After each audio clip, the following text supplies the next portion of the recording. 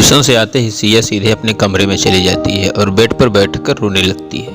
तभी कमरे में सिया की माँ सविता ये कहते हुए दाखिल होती है, क्या बात है सिया, आज तेरे चेहरे पर ये मायूसी। कहते कहते उनकी नज़र सिया पर जाती है जो घुटनों पर सिर रखकर सुबक रही थी। सिर पर हाथ फेरते हुए सविता जी कहती हैं, क्या हो गया मेरा बच्चा, रो क्यों रही है, किसी ने कुछ कहा क्या। फिर अपनी साड़ू के पल्लू से सिया के आंसू पोंछते हुए चुप कराती है। थोड़ी देर शांत होने के बाद सिया गुस्से से कहती है, मम्मा मैं कल से फिजिक्स क्लास करने सिन्हा सर के यहाँ नहीं जाऊंगी। पर क्यों बेटा, ऐसे 20 स्वयं क्लासेस छोड़ देगी तो तेरा ही नुकसान होगा ना। तू समझ रही है सिया मैं क्या कह रही हूँ। हाँ मम्मा पता है मुझे, पर मैं कल से सिन्हा सर के यहाँ नहीं जाऊंगी तो नहीं जाऊंगी, गुस्से से चिल्लाते हुए सिया कहती है। सिया की गुस्से से भरी आवाज को सुनकर सविता जी के मन में कुछ संदेह होने लगता है। फिर वो प्यार से सिया का हाथ पकड़कर कहती हैं, क्या बात है बेटा, बताना, क्या छुपा रही है अपनी माँ से, अपने दिल की बात नहीं बताएगी। इससे पहले कि आज तक तूने ऐसे किसी भी सर के बारे में ऐसा नहीं कहा, पर आज तेरी बातों में ये नाराजगी झलक रही है। कुछ बताएगी तभी तो मैं कुछ मदद कर पाऊंगी ना। 16 साल की सिया जो अभी 11वीं में साइंस की स्टूडेंट है और फिजिक्स की कोचिंग क्लास विनोद सिन्हा के यहाँ करती थी। ऐसे तो ग्रुप में टोटल 10 लड़के लड़कियां थी जो वहाँ पढ़ती थी, पर कुछ दिनों से सिन्हा सर सिया को क्लास खत्म होने के बाद कुछ देर रुकने कहते हैं एक्स्ट्रा क्लास के नाम पर उस क्लास के नाम पर अकेले में सिन्हा से सिया के बदन को बहाने से छुआ करते थे, जिसे सहन कर पाना सिया के लिए मुश्किल हो रहा था, जिसके कारण वो पूरे समय डरी सहमी रहती थी।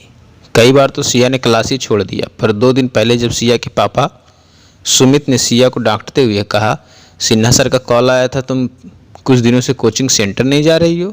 सिन्हा सर ने सुमित को बहुत आसानी से अपने पक्ष में कर लिया, ये कहकर कि अगर ऐसे ही रहा तो रिजल्ट खराब हो जाएगा, फिर मुझ पर ब्लेम मत कीजिएगा। ये सारी बातें सिया गुस्से से तिलमिलाई हुई अपनी माँ सविता जी से कह रही थी। सिया की बात सुन सविता जी का खून खौल उठा। वो चाहती तो अभी जाकर अपनी बच्ची के साथ हुए शोषण का तुरंत बदला ले सकती थी, पर वो ये कतई नहीं चाहती थी कि सिया को हर बार उसकी माँ की सहायता की आवश्यकता पड़े। इसलिए उन्होंने सिया से कहा, कल तुम पूरे निडर और निर्भीक मन से सिन्हा सर के यहाँ जाएगी और अपनी लड़ाई अपने दम पर जीत कर आएगी। अपने डर को अपनी ताकत बनाओ, हथियार की तरह इस्तेमाल करो। आज के ज़माने में 10 तरीके हैं किसी के कुकर्म को उजागर करने के लिए।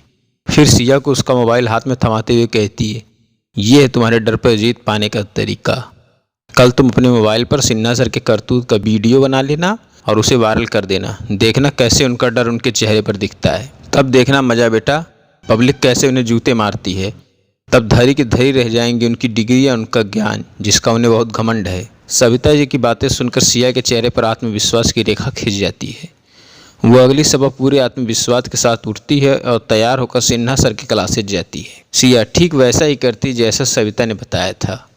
जैसे ही सिन्हा सर सिया के कंधे पर हाथ फेरता है, वैसे ही सिया उठकर एक तमाचा गाल पर खींच देती है और चुपके से रिकॉर्ड किया हुआ वीडियो जो अभी तक शेयर हो चुका था उसे सिन्हा सर के सामने दिखाते हुए कहती है, हम लड़कियां कमज़ोर नहीं हैं, ज़रूरत तो सिर्फ अपनी ताकत को दिखाने की, जो मैंने कर दिखाया। आप गुरु के नाम पर धब्बा हैं, आपने गुरु शिष्य के पवित्र बंधन को बदनाम कर दिया।